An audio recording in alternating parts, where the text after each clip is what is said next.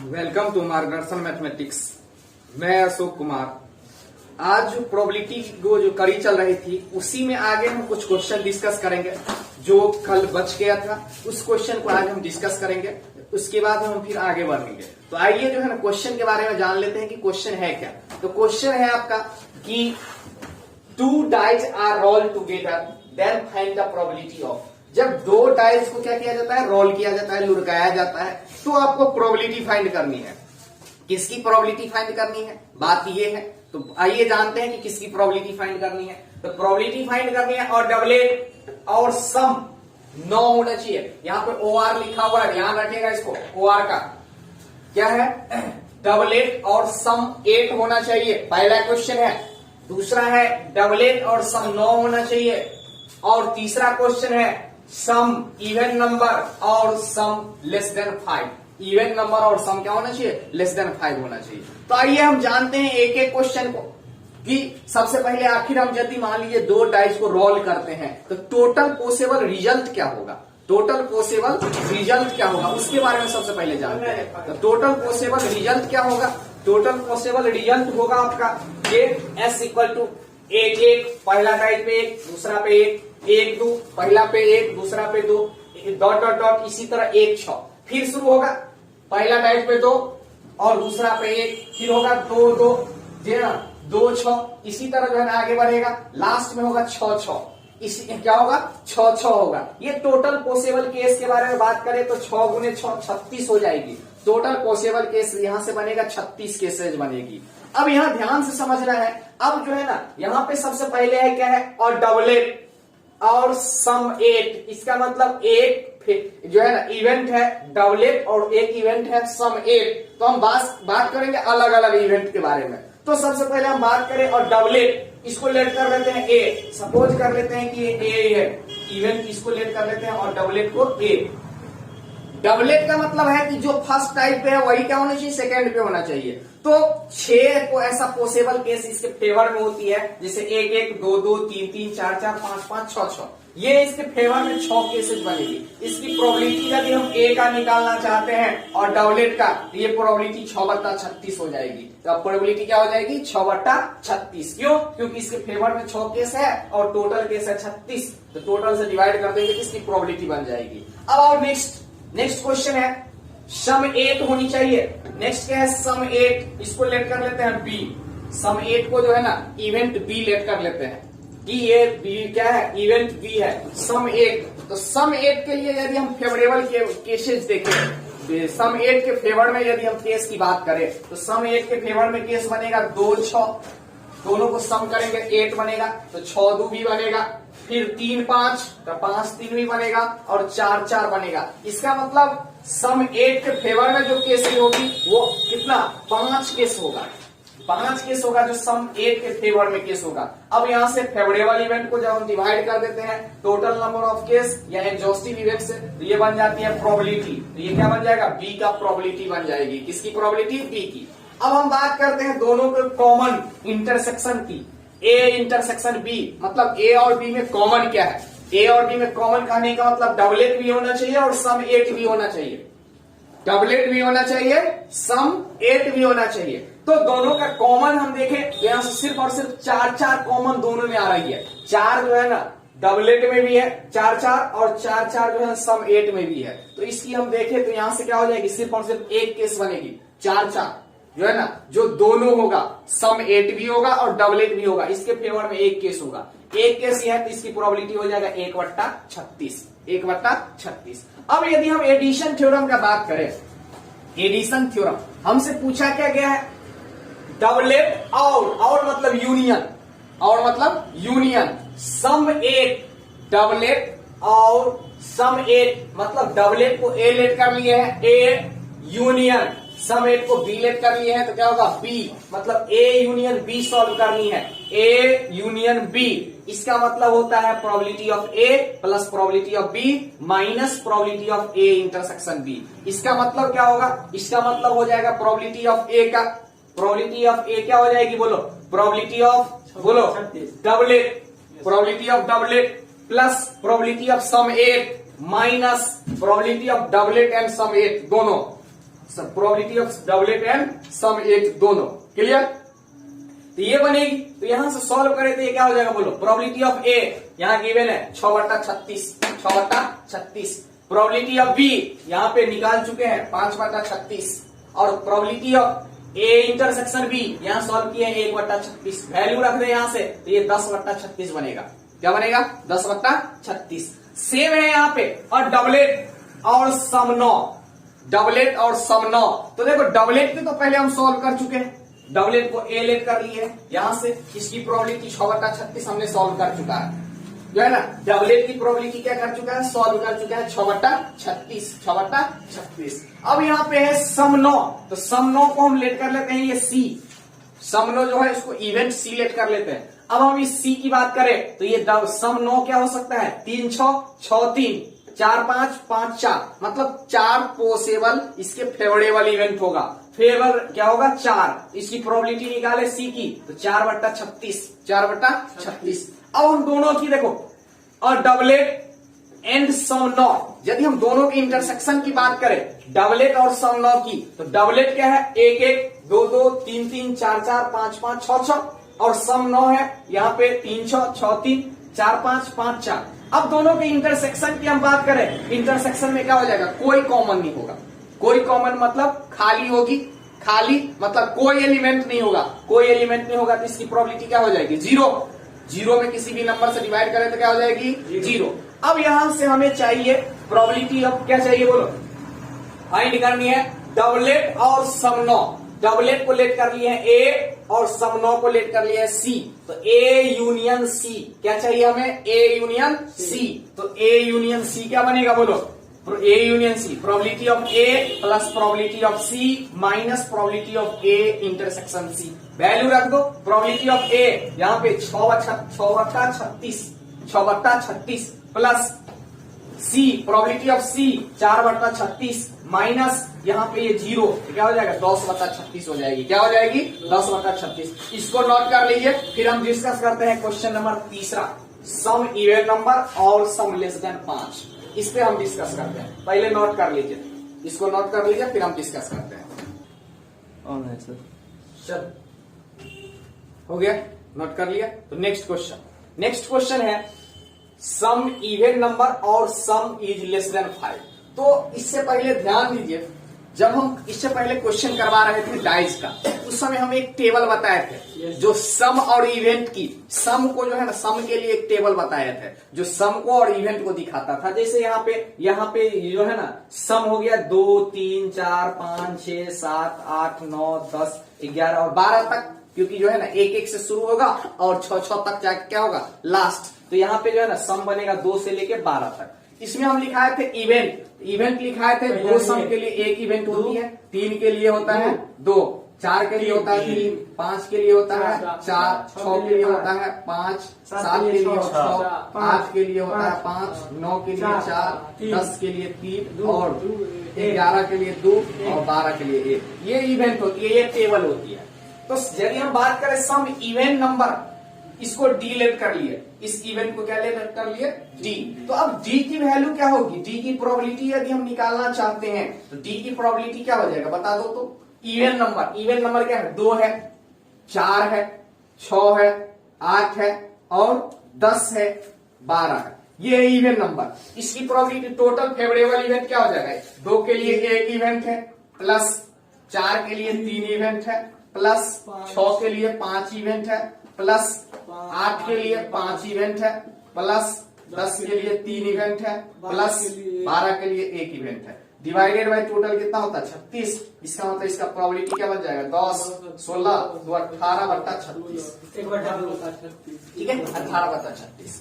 इसके बाद आइए जो है ना, यदि हम नेक्स्ट बात करें तो सम इज लेस देन 5, इसको काटने, ठीक है, काट सकते हैं। सम इज लेस देन 5, सम क्या होना चाहिए? इसको मान लेते हैं एफ, यदि ई मान लेते हैं, डी के बाद ई मान लेते हैं। यहाँ पे सम इज लेस देन 5, 5 से कम होना चाहिए सम। तो 5 से कम देखो, तो 5 से कम क्या हो जाएगा बता दो? तो इसकी प्रोबेबिलिटी निकालना चाहते हैं ई का, तो 5 से कम क्या होगा? 2 सम के लिए 1 इवेंट, 3 सम के लिए 2 इवेंट, 4 सम के लिए 3 इवेंट, और बोलो 5 से कम लेस देन 5, तो ये हो जाएगा 1 2 3, ये क्या हो जाएगा बता दो, सम 2 सम 3 सम 4, ये हो जाएगा इससे 5 से कम ये वाला केस है। इसके लिए क्या हो जाएगा बोलो, 2 सम के लिए 1 इवेंट, 3 सम के लिए 2 इवेंट और 4 सम के लिए 3 इवेंट। तो यहां से क्या हो जाएगा, इसको डिवाइड कर दे कितना से 36 से, तो यहाँ पे क्या बन जाएगा बोलो 5 6 बटा 36। क्लियर। अब यदि हम देखें, अब नेक्स्ट क्या है जो है ना ई इंटरसेक्शन एफ, मतलब जो है ना डी इंटरसेक्शन ई, डी और ई, तो डी और ई में क्या हो जाएगा बोलो बता दो। डी और ई में दोनों में कॉमन होना चाहिए, इवन नंबर भी होना चाहिए और 5 से छोटा भी होना चाहिए। तो इवन नंबर 5 से छोटा, इवन नंबर 5 से छोटा क्या है, 4 है और 2 है, 4 है और 2 है। सम क्या है बोलो, सम 4 और सम कितना 2, ये है सम 4 और सम 2 क्या है, इवन नंबर भी है और 5 से छोटा भी है, इवन नंबर भी है और 5 से छोटा भी है। इसकी प्रोबेबिलिटी की बात करें डी इंटरसेक्शन ई, तो इसकी प्रोबेबिलिटी क्या बनेगा बता दो। सम 4 के लिए 3 इवेंट, सम 2 के लिए 1 इवेंट डिवाइडेड बाय 36, तो क्या हो जाएगा 3 बटा 36, 3 बटा 4 बटा 36 होगा, 4 बटा 36 ये बनेगा। अब यहां से हम यदि हमें सॉल्व क्या करना है, इवन नंबर और मतलब union some is less than 5, तो इसको क्या लेट कर लिया डी, इसको लेट कर लिया ई, इसका मतलब हमें चाहिए प्रोबेबिलिटी ऑफ डी यूनियन ई, इसकी वैल्यू होती है प्रोबेबिलिटी ऑफ डी होगा ना plus probability of E minus बता दो दोनों का intersection, probability of D intersection E, ये होगा।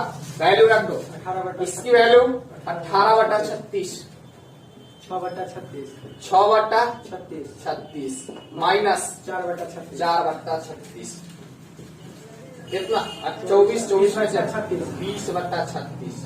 अब इसको कैंसिल कर लो, 5 होगा 20, 9 36, 5 बट्टा 9 आंसर होगा। क्या हो जाएगा 5 बट्टा 9। इसको नोट कर लीजिए, फिर हम आगे बढ़ेंगे नेक्स्ट टॉपिक की ओर। नेक्स्ट टॉपिक आपका जो है ना, पहले नोट कर लीजिए इसको।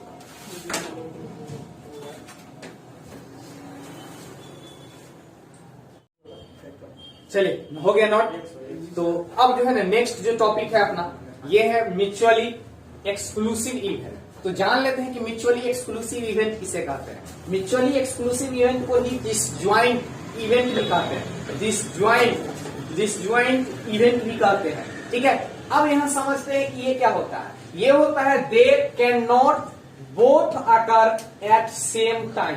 जब दो इवेंट एक साथ क्या होता है, नहीं होती है।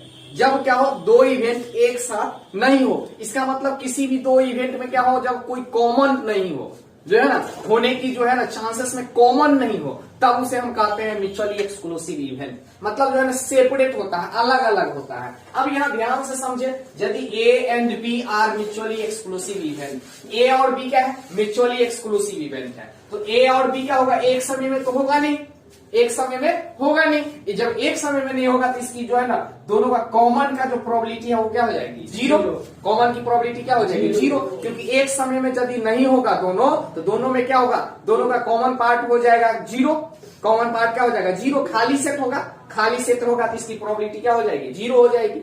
इसी को हम डिसजॉइंट सेट कहते हैं। ये जो है ना सेट ए और सेट बी, इस दोनों में क्या कोई कॉमन नहीं है, कोई कॉमन नहीं है। तो हम बात करें एडिशन थ्योरम की, यदि हम मान लीजिए probability of A union B की, तो क्या होता है, probability of A plus probability of B minus होता था probability of A intersection B. लेकिन इंटरसेक्शन की वैल्यू क्या है, जीरो। इंटरसेक्शन की वैल्यू जीरो।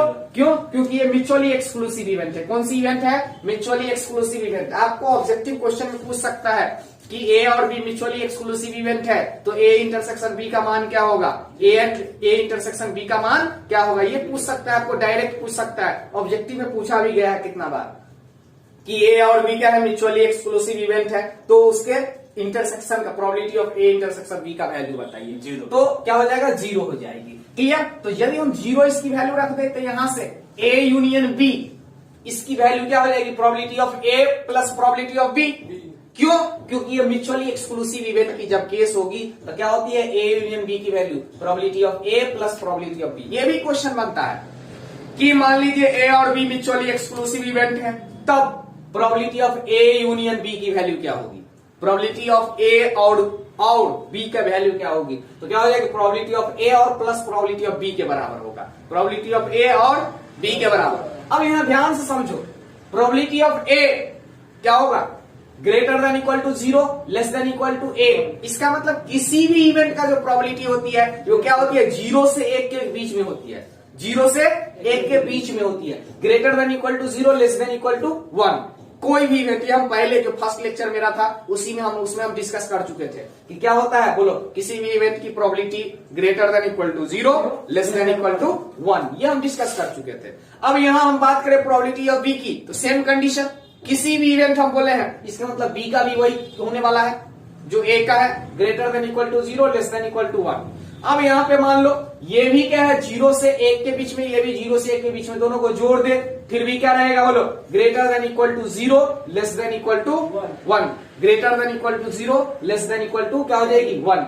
अब यहां ध्यान से समझना, अब हमें मिनिमम वैल्यू पूछ ले probability of A intersection B की, ए इंटरसेक्शन बी की क्या पूछ ले, बोलो मिनिमम वैल्यू। तो यहां से जब probability of A plus probability of B, इसकी वैल्यू यदि greater than equal to 0 less than equal to 1 हो, तब इसकी वैल्यू 0 होगी, तब इसकी वैल्यू क्या हो जाएगी 0। यदि probability of A plus probability of B की वैल्यू जो है ना greater than equal to 0 less than equal to 1 होगा, तो इसकी वैल्यू क्या हो जाएगी 0। जब इसकी वैल्यू 0 है तभी तो ये बन रही है ना, तभी ये बन रही है probability of A plus probability of B greater than equal to 0 less than equal to 1। कब बन रही है? जब इंटरसेक्शन की वैल्यू क्या है 0। यहां से इंटरसेक्शन की वैल्यू क्या हो जाएगी 0। अब जब मान लो probability of A plus probability of B की वैल्यू 1 से बड़ा हो जाए, 1 से बड़ा हो जाए, 1 से बड़ा हो जाए, तो इसकी वैल्यू होता है probability of A plus probability of B के बराबर, probability of A plus probability of B के बराबर। ठीक है, तो मिनिमम वैल्यू पूछेगा probability of A intersection B. Objective में जो है ऑब्जेक्टिव के लिए मस्ट है, इसलिए करवा रहा है, ऑब्जेक्टिव के लिए मस्ट है। जब हम ऑब्जेक्टिव का मान लीजिए लेंगे, टॉपिक लेंगे, तो उस समय देखना जो है ना एक एक क्वेश्चन एक एक मिलता जाएगा जो है ना, क्योंकि जो है ना यहीं से ऑब्जेक्टिव बनता ही है, तो पूरा डिटेल में नहीं पढ़ने पर यही दिक्कत होता है। इसलिए पूरा डिटेल में हम ले रहे हैं, 11th पोर्शन को भी नहीं छोड़ रहे हैं, यही कारण से, क्योंकि उससे ऑब्जेक्टिव टेकअप हो जाएगा जो है ना, ऑब्जेक्टिव क्या होगा टेकअप हो जाएगा। सिर्फ और सिर्फ हम 12वीं वाला पोर्शन को दौड़ा दे तो ऑब्जेक्टिव पूरा कवर नहीं होगा। 12वीं वाला पोर्शन से ज्यादा ऑब्जेक्टिव बनता नहीं है, वहां से सब्जेक्टिव क्वेश्चन बनती है। सब्जेक्टिव कहने का मतलब जो है ना 5 नंबर 7 नंबर, तो बिहार बोर्ड तो आप पूछती नहीं है 5 नंबर 7 नंबर में, अब तो सिर्फ ऑब्जेक्टिव पर मेन फोकस है। तो ऑब्जेक्टिव सॉल्व करने के लिए आपको बेसिक कंसेप्ट पढ़ना जरूरी होता है। क्लियर? तो हम यहां से समझ लिए कि probability of A plus probability of B के बराबर होगा। कब होगा? जब A probability of A plus B क्या हो 1 से बड़ा हो, क्या हो 1 से बड़ा हो। आ जाओ यहाँ पे मैक्सिमम वैल्यू यदि पूछे probability of A intersection B की, तो मिनिमम वैल्यू होती है minimum of probability of A और बी, मतलब ए प्रोबेबिलिटी ऑफ ए और बी में, ठीक है, या तो प्रोबेबिलिटी ऑफ ए या प्रोबेबिलिटी ऑफ बी, दोनों में जो मिनिमम है, दोनों में जो मिनिमम है वो कहलाती है maximum value of probability of A intersection B. ठीक है, जो क्या होगा मिनिमम होगा दोनों में, या तो ए में प्रोबेबिलिटी ऑफ ए में या प्रोबेबिलिटी ऑफ बी में, जो मिनिमम होगा वही कहलाएगा मैक्सिमम। और मिनिमम पूछेगा तो मैक्सिमम हो जाएगा, maximum probability of A and probability of B, probability of A और बी में मैक्सिमम जो होगा, मैक्सिमम जो होगा, ठीक है, क्या हो जाएगा मैक्सिमम। यहां पे यूनियन है, ध्यान रखना, तो मैक्सिमम क्या हो जाएगा probability of A and probability of B, probability of A and probability of B. Clear? इसके बाद है maximum value of probability of A union B. Maximum value इसकी पूछे ए यूनियन बी की, तो मैक्सिमम वैल्यू पूछे तो क्या होगा बोलो मैक्सिमम वैल्यू, तो प्रोबेबिलिटी ऑफ ए, ठीक है, probability of A plus probability of B बनेगा। कब बनेगा? जब probability of A plus probability of B, probability of A plus probability of B क्या हो लेस देन इक्वल टू 1 हो, लेस देन इक्वल टू 1 हो, लेस देन इक्वल टू क्या हो जाए बोलो 1 हो जाए। एक minute, less than equal to 1, इसको थोड़ा सा वेरीफाई कर लेते हैं, जो है ना लेस देन इक्वल टू क्या हो जाए 1। Clear? Less than equal to 1,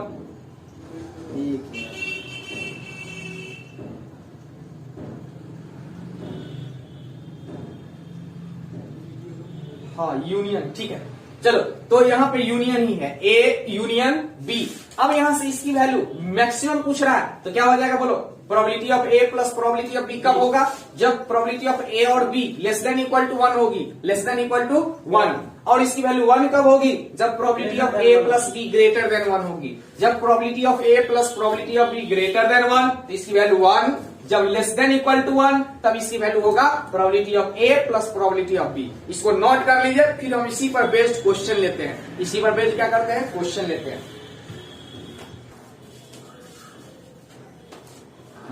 हो गया, चलिए नेक्स्ट क्वेश्चन। नेक्स्ट क्वेश्चन है कि एन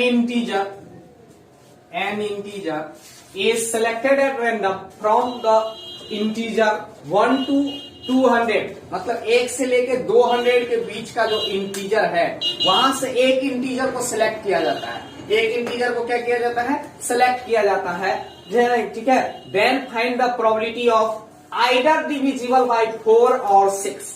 तब हमें फाइंड करना है कि ये क्या होना चाहिए, आइदर या तो 4 से डिविजिबल हो और 6 से डिविजिबल हो। किससे डिविजिबल हो, आइदर डिविजिबल बाय 4, ठीक है, और डिविजिबल बाय कितना बोलो 6। तो यहाँ पे होती है, यदि हम मान लीजिए प्रोबेबिलिटी फाइंड करना चाहते हैं डिविजिबल बाय 4 और डिविजिबल बाय 6, यहाँ पे लिख लेना डिविजिबल बाय 6, डिविजिबल बाय 6 ये लिख लेना, जो है ना डिविजिबल बाय 4 और जो है ना डिविजिबल बाय 6 ये होता है, जो है ना equal to probability of divisible by 4, probability of divisible by 4 plus probability of divisible by 6 minus probability of divisible by 4 and 6। यहां ध्यान देना 4 एंड 6, इसका मतलब एंड का मतलब इंटरसेक्शन, और इस और का मतलब होता है यूनियन, और का मतलब क्या होता है यूनियन, इसका मतलब होता है इंटरसेक्शन। इसका मतलब समझ लो, ये कहता है कि 4 से डिविजिबल होना चाहिए, 6 से डिविजिबल होना चाहिए, और 4 और 6 दोनों से डिविजिबल होना चाहिए, 4 और 6 दोनों से डिविजिबल होना चाहिए। इसका मतलब है या तो 4 से डिविजिबल हो फिर भी काम चलेगा, या 6 से डिविजिबल हो फिर भी क्या होगा, काम चलेगा। तो यहां से बोलो probability of divisible by 4 plus probability of divisible by 6 minus probability of divisible by 4 and 6। तो बात कर लो, आ जाओ यहाँ पे ध्यान दो। इसका मतलब 4 से जब डिविजिबल होगा तो 1 से लेकर 200 के बीच में क्या होगा बोलो, 4 8 12 200 होगा। 4 से लेकर के 200 भी क्या है, डिविजिबल है, किससे 4 से। फिर 6 से बात करें तो 6 12 18 196 ही होगा। 196 के बाद जो है डिविजिबल नहीं होगा, लास्ट होगा 196। इसके बाद यहाँ पे बोले हम जो है ना 12 से डिविजिबल। अब 12 से कैसे पता चले कि जो 4 से भी होगा और 6 से भी होगा, इसका मतलब होता है divisible by LCM of 4 and 6। इसका मतलब होता है डिविजिबल बाय एलसीएम ऑफ बोलो एलसीएम ऑफ 4 एंड 6, 4,6 का एलसीएम लेंगे तो कितना होगा 12। इसका मतलब क्या होगा, एंड जब भी होगा तो क्या हो जाएगा डिविजिबल बाय 12। डिविजिबल बाय 12 मतलब 12 24 192 तक, 12 24 192। अब पूछ रहा है कि इसका संख्या कितना है, बोलो 4 से डिविजिबल। यदि हम 200 में 4 से डिवाइड कर दे तो कितना 50। प्रोबेबिलिटी फाइंड करनी है तो 50 बटा टोटल 200। 1 से लेकर 200 की संख्या कितना बनेगा 200 ना। 1 से हम यदि बात करें और 200 तक बात करें इंटीजर तो 200 होती है, तो 50 बटा 200। अब यदि हम मान लो 196 में 6 से भाग कर दे तो 196 में भाग करें तो कितना 33। इसका मतलब 33 ऐसी संख्या है जो 6 से डिविजिबल होगा, 50 ऐसा संख्या है जो 4 से डिविजिबल होगा, और 192 में यदि 12 से डिवाइड कर दे तो ये 16 बनेगा। मतलब 16 ऐसा संख्या है जो 4 से भी डिविजिबल है और 6 से भी डिविजिबल है। तो इसकी प्रोबेबिलिटी निकाले तो 16 बट्टा 200, इसकी निकाले तो 33 बट्टा 200, और दोनों को क्या कर दे, ये दोनों को जोड़ कर दे, इसको माइनस कर दे तो ये 67 बट्टा 200 आएगा। क्या आ जाएगा 67 बट्टा 200। तो आज के लिए इतना ही, जो है ना। यदि वीडियो पसंद हो लाइक कीजिए, सब्सक्राइब कीजिए और चैनल को ज्यादा से ज्यादा शेयर कीजिए। आज के लिए इतना ही, धन्यवाद सर। एलसीएम 12 है। वेलकम टू मार्गदर्शन मैथमेटिक्स। मैं अशोक कुमार। आज की जो अपनी टॉपिक है वो प्रोबेबिलिटी की जो कड़ी चल रही थी उसी में आगे का जो टॉपिक है ये है वेन डायग्राम। आज हम समझेंगे कि वेन डायग्राम जो है ना कैसे, मतलब उसको वेन डायग्राम से सॉल्व करते हैं या वेन डायग्राम में हम कैसे रिप्रेजेंट करते हैं, तो वो समझेंगे। तो आइए जो है ना समझते हैं सबसे पहले वेन डायग्राम। तो टॉपिक है आज का वेन डायग्राम। अब यहां से पहले सबसे फर्स्ट जो है यहां लिखा हुआ probability of happening of only A. यहां पे probability of happening of A का होने का प्रोबेबिलिटी, इसको यदि हमें वेन डायग्राम में दिखाना हो, ए का होने का probability of happening of A का होने का प्रोबेबिलिटी। तो देखो यहां से यहां पे हम क्या करते हैं, दो टाइप का सर्कल लेते हैं, जैसे ये सर्कल हो गया और ये सर्कल हो गया, ठीक है। ये इसको बोलते हैं कि ये ए है, जो है ना ए के फेवर में जितना है, मान लीजिए ये ए को रिप्रेजेंट कर रही है और ये किसको रिप्रेजेंट कर रही है, बी के फेवर में है, इतना क्या कर रही है, जो बी का होने का चांसेस है उसको रिप्रेजेंट कर रही है, ठीक है। तो यहां पे क्या बोल रहा है, सिर्फ और सिर्फ ए के होने के, तो ए का जितना पार्ट है ना, ए का जितना पार्ट है, ए का जितना पार्ट सारा क्या हो जाएगा, शेडेड हो जाएगा, कलर हो जाएगा। इसका मतलब ये रिप्रेजेंट करता है कि ए का होने का जो चांसेस है, ए का होने का जो प्रोबेबिलिटी है वो ये दिखाएगा। ये जो है ये काला वाला पोर्शन ये दिखाएगा ए का होने का जो है ना प्रोबेबिलिटी। अब यहां पे सेकंड है ए बार, इसको कहते हैं, या ए डैश, दोनों से रिप्रेजेंट कर सकते हैं, ए बार या ए डैश। इसका मतलब क्या होता है, probability of not happening of A. अब ए का नहीं होने का प्रोबेबिलिटी, तो समझ लीजिए अब यहां से ए का नहीं होने का, तो ए का जितना पोर्शन है ना उसको छोड़ दो, उसको छोड़ने के बाद जो बनेगा, तो इसका छोड़ने के बाद ये सारा पोर्शन हो जाएगा। ये टोटल जो है ना, ये जो टोटल ये रेक्टेंगल है ना, ये रेक्टेंगल रिप्रेजेंट करता है टोटल इवेंट, एग्जॉस्टिव इवेंट को। ये रेक्टेंगल किसको रिप्रेजेंट करता है, एग्जॉस्टिव इवेंट को, और ये सर्कल रिप्रेजेंट करती है ए के फेवरेबल इवेंट को, ए के फेवरेबल इवेंट को, ठीक है। और ये रिप्रेजेंट करती है, ये सर्कल रिप्रेजेंट करती है बी के फेवरेबल इवेंट को। तो ध्यान से समझना, टोटल एग्जॉस्टिव इवेंट जो होता है, ये रेक्टेंगल जो है इसको रिप्रेजेंट करती है, मतलब टोटल जो आउटकम होगा, टोटल आउटकम होगा। या मान लेते हैं इसकी जो वैल्यू हमेशा क्या होता है, प्रोबेबिलिटी इसकी वैल्यू होता है 100% जो आउटकम है उसके फेवर में ए वाला पोर्शन और बी वाला पोर्शन। तो आइए यहां से नॉट हैपनिंग ऑफ ए का नहीं होने का चांसेस, तो ए को इस पूरे रेक्टेंगल में से माइनस कर दो। ए को क्या करो, ए का जो पोर्शन है उसको हम क्या करें, पूरे रेक्टेंगल में से क्या कर दे, माइनस कर दे। तो पूरे रेक्टेंगल में से यदि हम माइनस कर दे तो यहां पे क्या हो जाएगी बता दो, यहां पे हो जाएगी जो है ना टोटल जो वैल्यू है इसमें से हम ए को क्या कर दे, माइनस कर दे, ए को क्या कर दे, माइनस कर दे। तो ये पोर्शन दिखाता है नॉट हैपनिंग ऑफ ए का नहीं होने का चांसेस, ए का नहीं होने का चांसेस। इसको यदि हम लिखे तो इसको लिख सकते हैं equal to 1 minus probability of A. क्या होता है, 1 minus probability of A. Total value क्या होती है रेक्टेंगल की, 100% टोटल होती है 1। इसमें से यदि हम ए को होने का जो चांसेस है इसको हम माइनस कर दे, ए का जो फेवरेबल इवेंट है उसको माइनस कर दे, या ए की जो प्रोबेबिलिटी है उसको हम माइनस कर दे, तो ये बन जाता है 1 minus probability of A equal to होता है, क्या होता है बोलो, probability of not happening of A का नहीं होने का चांसेस, ए का नहीं होने का चांसेस। अब आइए यहां पे, यहां है प्रोबेबिलिटी ऑफ ए इंटरसेक्शन, इसको पढ़ते हैं इंटरसेक्शन। क्या पढ़ते हैं, इंटरसेक्शन, ए इंटरसेक्शन बी। इसका मतलब होता है probability of happening of both A and B. देखो यहां पे एंड है, एंड का मतलब ही इंटरसेक्शन होती है। एंड का मतलब क्या होता है, दोनों में कॉमन, दोनों में कॉमन मतलब सेम टाइप जो है ना, सेम टाइम पे दोनों का होने का जो है ना फेवरेबल इवेंट होती है उसे कहते हैं जो है ना बोथ हैपनिंग एंड। तो ये जो है ना देखो, ए का भी होना चाहिए और बी का भी होना चाहिए, ए एंड बी मतलब दोनों का कॉमन पोर्शन। तो ये जो पोर्शन है ये रिप्रेजेंट करती है ए और बी के कॉमन पोर्शन को। ये वाला पोर्शन जो है ना किसको रिप्रेजेंट करती है, दोनों ए और बी के कॉमन पोर्शन को होने का जो चांसेस है उसका जो है ना प्रोबेबिलिटी को रिप्रेजेंट करती है। इसके बाद है probability of happening of at least one from A और बी। तो ये कहलाता है प्रोबेबिलिटी ऑफ जो है ना, ये कहलाता है ए यूनियन बी, जो है ना एटलीस्ट वन फ्रॉम ए और बी, ए और बी, या तो ए का होने का या बी का होने का, दोनों में से एक। तो उसके लिए हम यूनियन यूज करते हैं, इसको बोलते हैं यूनियन। इसको क्या बोलते हैं, यूनियन। यूनियन में हम जो है ना, अब यहां पे देखो ए का होने का, या तो ए का होने का चांसेस या बी का होने का चांसेस। तो इसमें हम ध्यान से समझे तो देखो ये जो कॉमन वाला पोर्शन है ए और बी का, तो ए और बी का जो पोर्शन है एक बार तो क्या है ब्लैक के साथ और एक बार रेड के साथ, इसका मतलब दो बार जो है ना इंक्लूड हो गया है, दो बार शामिल हो गया है, लेकिन एक्चुअल में तो एक ही बार है। तो क्या करेंगे एक बार माइनस कर देते हैं। देखो प्रोबेबिलिटी ऑफ ए मतलब ए के साथ कॉमन वाला भी आ रहा है, probability of B plus probability of B है ना, प्रोबेबिलिटी ऑफ बी के साथ भी कॉमन वाला आ रहा है। तो एक ही बार है, एक बार क्या करना होगा यहां से माइनस करना होगा, जो कॉमन पोर्शन है दोनों का उसको क्या करना होगा माइनस। यही कहलाता है आपका एडिशन थ्योरम। यही क्या कहलाता है एडिशन थ्योरम, यहीं से निकल के आती है एडिशन थ्योरम।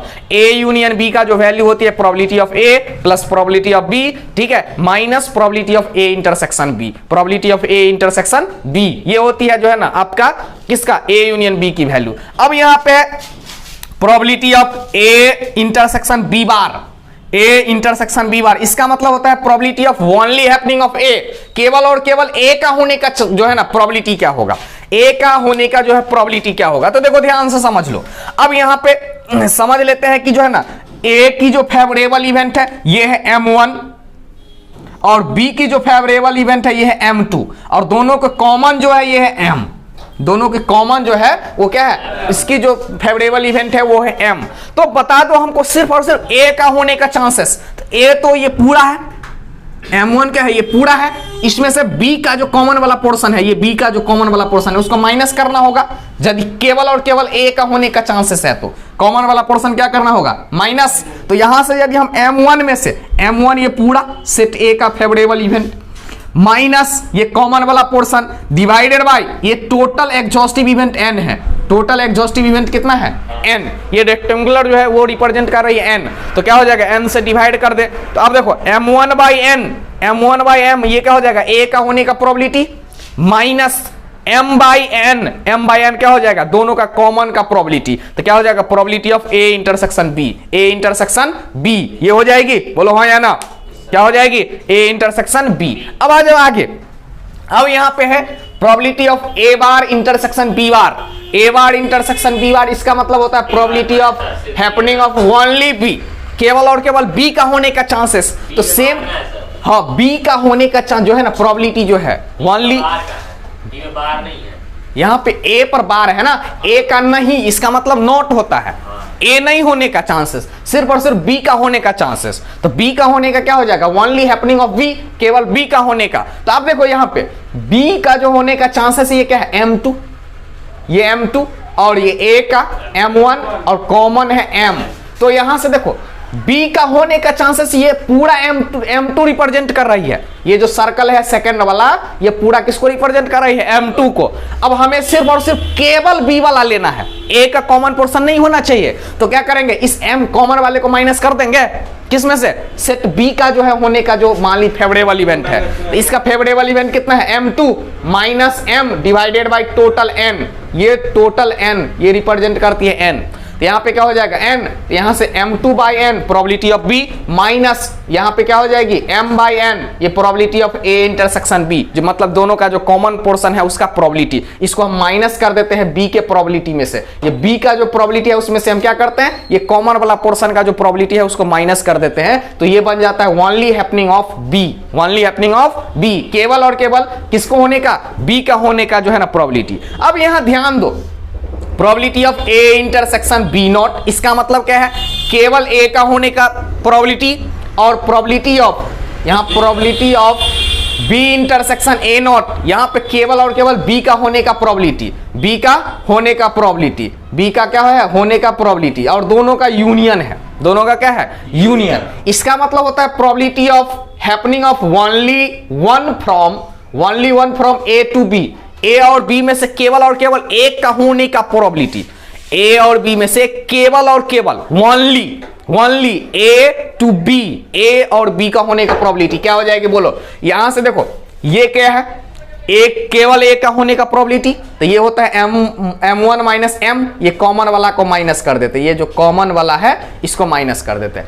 ये क्या है बोलो कि ये ओनली b, तो यहां पे क्या होती है बोलो m2 माइनस m, ये होगा केवल और केवल इस b वाला सेट का जो होने का ये है इसमें से m को माइनस कर देते हैं, ये होता है m1, इसमें से m को माइनस कर देते हैं, तो ये हो जाएगा only happening of a, only happening of b।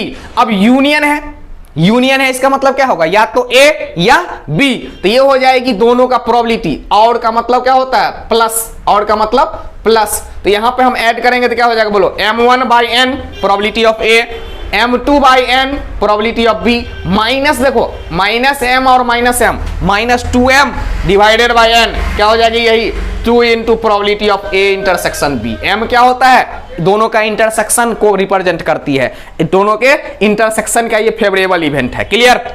अब आ जाओ नेक्स्ट, यहां पे है a0 यूनियन b0, इसका मतलब होता है neither happening of a, neither happening of a और नॉट हैपनिंग ऑफ b, मतलब जो है ना, या तो a भी नहीं होगा या b भी नहीं होगा, दोनों में से या तो a नहीं होगा या b भी नहीं होगा, मतलब दोनों ने जो है ना।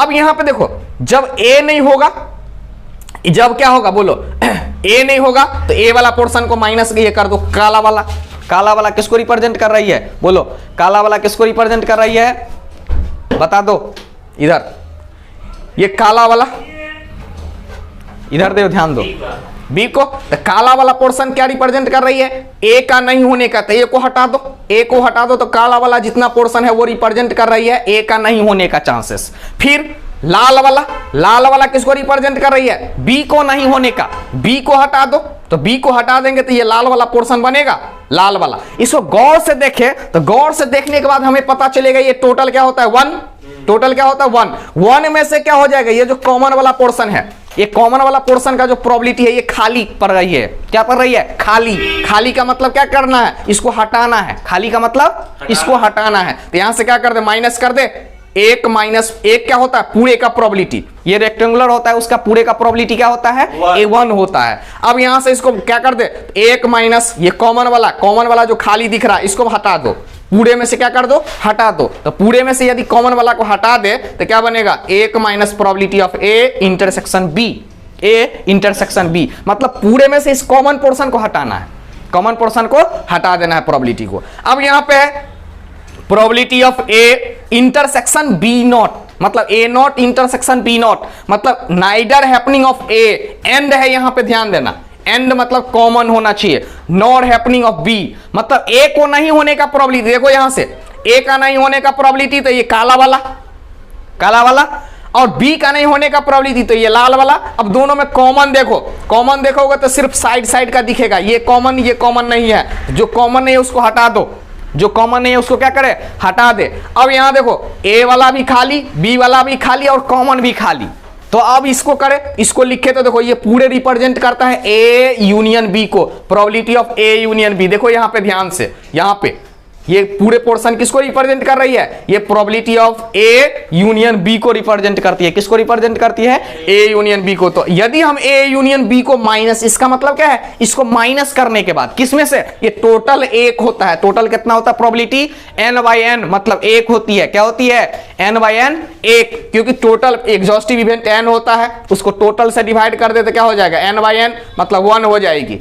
अब यहां पे 1 में से इसको माइनस कर दे, 1 में से क्या कर दे, माइनस, किसको, ये दोनों पोर्शन किसको रिप्रेजेंट कर रही है, यूनियन को, किसको रिप्रेजेंट कर रही है, A यूनियन B को, इसको माइनस कर दे तो बचा हुआ जो प्रोबेबिलिटी होगा ये रिप्रेजेंट करेगी neither happening of A nor happening of B, neither happening of A nor and nor happening of B। Clear. तो ध्यान से समझना, जब और होगा तो 1 में से एंड को माइनस करेंगे, इंटरसेक्शन को माइनस करेंगे, और जब एंड होगा तो 1 में से यूनियन को माइनस करेंगे, probability of A union B को माइनस करेंगे, और जब और होगा तो क्या करेंगे, 1 minus probability of A intersection B को माइनस करेंगे। ध्यान रखना। क्लियर।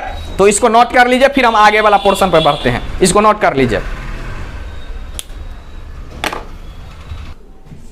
हो गया, चलिए नेक्स्ट।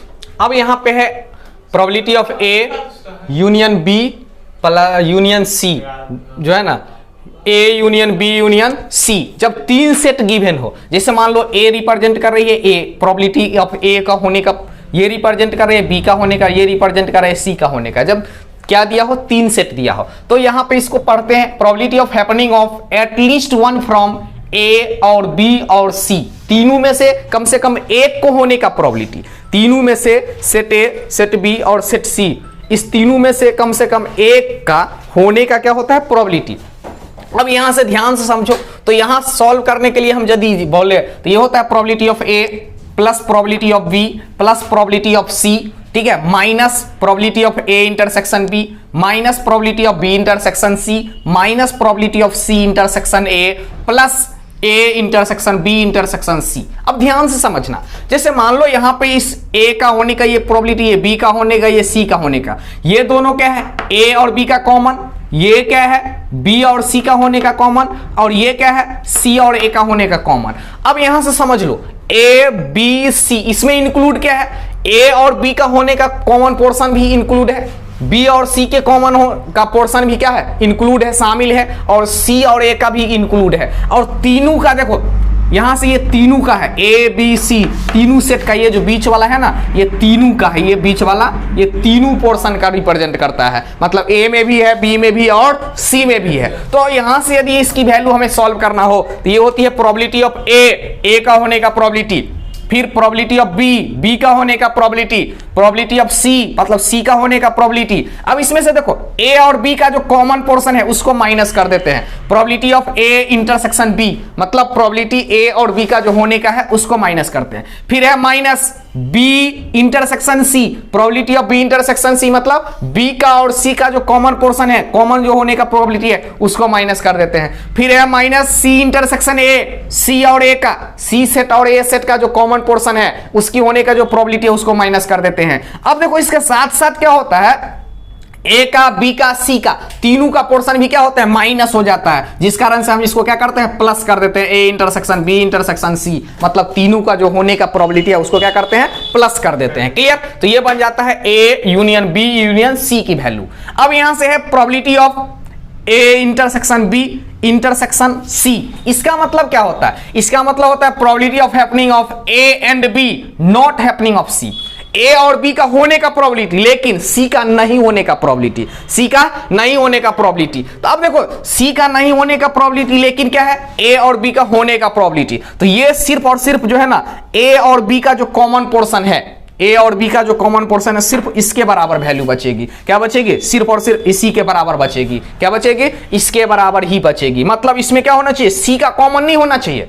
इसका मतलब क्या होता है, A intersection B intersection C, इसका मतलब होता है तीनों का कॉमन, इसका मतलब क्या होता है, तीनों का। लेकिन यहां पे कहता है नॉट हैपनिंग ऑफ सी, सी का नहीं होने का प्रोबेबिलिटी, तो सी वाला पोर्शन को माइनस कर दो तो क्या बचेगा, ए और बी का जो पोर्शन है ये बचेगा, ए और बी का पोर्शन। अब आ जाओ यहां पे probability of A not intersection B intersection C, इसका मतलब होता है probability of only happening of B, केवल और केवल बी का होने का चांसेस, क्योंकि ए पर बार लगा हुआ है, बी पर क्या सी पर बार लगा हुआ, इसका मतलब है ए को नहीं होने का और सी का नहीं होने का। तो ए और सी को माइनस कर दो, ए और सी को माइनस करने के बाद जो बचेगा ये क्या बचेगा, ओनली हैपनिंग ऑफ बी। तो इसको हम क्या लिख सकते हैं, देखो प्रोबेबिलिटी ऑफ बी, इसमें से हमको हटाना क्या है, समझ लो ए और बी का कॉमन, ए और बी को कॉमन हटाना है मतलब माइनस करना है, फिर हमें हटाना है बी और सी का, तो बी और सी का क्या कर दे, माइनस कर दे। इसके साथ साथ तीनों का कॉमन भी हट गया है तो उसको क्या कर दे, प्लस कर दे, तीनों का कॉमन पोर्शन को, A intersection B intersection C को ये हम क्या कर दे, प्लस कर दे। तो ये वैल्यू बन जाती है ओनली हैपनिंग ऑफ बी, केवल और केवल बी का होने का प्रोबेबिलिटी, केवल और केवल बी का होने का प्रोबेबिलिटी। इसको नोट कर लिया, फिर हम एक क्वेश्चन लेते हैं, उसके बाद जो है ना आज का जो है ना यही समाप्त करेंगे। पहले लिख लीजिए इसको। चलिए नेक्स्ट, अब इसी पे बेस्ड एक क्वेश्चन ले लेते हैं। क्वेश्चन है there are 125 student, 125 student in a class, एक क्लास में 125 स्टूडेंट है, आउट ऑफ व्हिच जिसमें से 70 पास इन फिजिक्स, 70 विद्यार्थी क्या करता है, फिजिक्स में पास होती है, ठीक है, pass in physics, and 55 pass in, and यहां पे and 55 pass in math, 55 pass in math and 30 pass in, यहां पे कॉमा भी दे सकते हैं, यहां पे comma, 55 pass in math and 30 pass in both subject math and physics. 30 ऐसा विद्यार्थी है जो मैथ में भी पास होता है और फिजिक्स में भी पास होता है। तो अब यहां से आपसे पूछा जा रहा है कि only probability of only pass in किसमें, physics union only pass in probability of only pass in किसमें मैथमेटिक्स, केवल और केवल मैथमेटिक्स में पास होने वाला विद्यार्थी और केवल फिजिक्स में पास होने वाला विद्यार्थी, दोनों को यूनियन मतलब एटलीस्ट कम से कम उसकी वैल्यू क्या होगी। तो इससे पहले हम डिस्कस कर चुके हैं, इसकी जो वैल्यू होती है probability of A plus probability of B minus 2 into probability of A intersection B, probability of A intersection B, इसकी वैल्यू रख दे। प्रोबेबिलिटी ऑफ ए क्या होगा, ए फिजिक्स में पास होने वाला स्टूडेंट कितना है 70 और टोटल स्टूडेंट कितना है 125, तो 70 को 125 से डिवाइड कर दे। अब यहां पे मैथ में पास होने वाला स्टूडेंट 55 और टोटल स्टूडेंट कितना है बोलो 125 डिवाइड कर दे, तो मैथ बी की प्रोबेबिलिटी यहां से मैथ लिख सकते हैं, ए की जगह पे क्या हो जाएगा मैथ। अब यहां पे समझ लो यहां एम कर लो, प्रोबेबिलिटी ऑफ पी ए के जगह पर यदि कर दिया है तो, और यहां पे हो जाएगा प्रोबेबिलिटी ऑफ एम और यहां पे पी इंटरसेक्शन एम, तो यहां पे क्या हो जाएगी, और दोनों सब्जेक्ट में पास होने वाला स्टूडेंट कितना होता है 30, तो 30 बट्टा क्या हो जाएगा 125, 2 गुने 30 बट्टा 125। इसी को हम यदि वेन डायग्राम से सॉल्व करना चाहते हैं, तो वेन डायग्राम से यदि सॉल्व करना चाहते हैं तो क्या हो जाएगा बोलो, यहां पे सेट ए सेट बी ये रिप्रेजेंट कर रही है फिजिक्स को, ये मैथ को रिप्रेजेंट कर रही है। देखो समझ लो, दोनों में पास होने वाला स्टूडेंट 30, दोनों में पास होने वाला 30। अब यहां पे फिजिक्स में पास होने वाला स्टूडेंट 70 है, तो केवल फिजिक्स में पास होने वाला स्टूडेंट 40 और 30 70, केवल मैथ में पास होने वाला स्टूडेंट टोटल कितना है 55 में से 30 दोनों में है, तो क्या हो जाएगा 25। अब ये पूछ रहा है कि केवल फिजिक्स में पास होने वाला यूनियन मतलब प्लस, और मैथ में पास होने वाला, तो क्या हो जाएगा बोलो 40 प्लस 25 डिवाइडेड बाय प्रोबेबिलिटी 125, क्योंकि 125 स्टूडेंट टोटल है, कितना है 125, तो ये क्या हो जाएगा 65 बट्टा 125। ये हम वेन डायग्राम से भी सॉल्व कर सकते हैं और डायरेक्ट फार्मूला से भी सॉल्व कर सकते हैं। ये फार्मूला पता है, प्रोबेबिलिटी ऑफ पी मतलब फिजिक्स का होने का प्रोबेबिलिटी, मतलब फिजिक्स में जो स्टूडेंट पास है प्लस मैथ में जो स्टूडेंट पास है माइनस 2 इंटू फिजिक्स और मैथ दोनों में जो पास है उसको माइनस कर दे, तो 65 बट्टा 125, और डायरेक्ट हम यदि वेन डायग्राम से सॉल्व करना चाहते हैं फिर भी क्या हो जाएगा 65 बट्टा 125। तो हम दोनों प्रोसेस से सॉल्व कर सकते हैं। क्लियर, तो इसको नोट कर लीजिए, फिर हम नेक्स्ट लेक्चर में जो है ना बात करेंगे। तब तक के लिए धन्यवाद। यदि वीडियो पसंद हो तो चैनल को ज्यादा लाइक कीजिए, सब्सक्राइब कीजिए और अपने ग्रुप में शेयर कीजिए।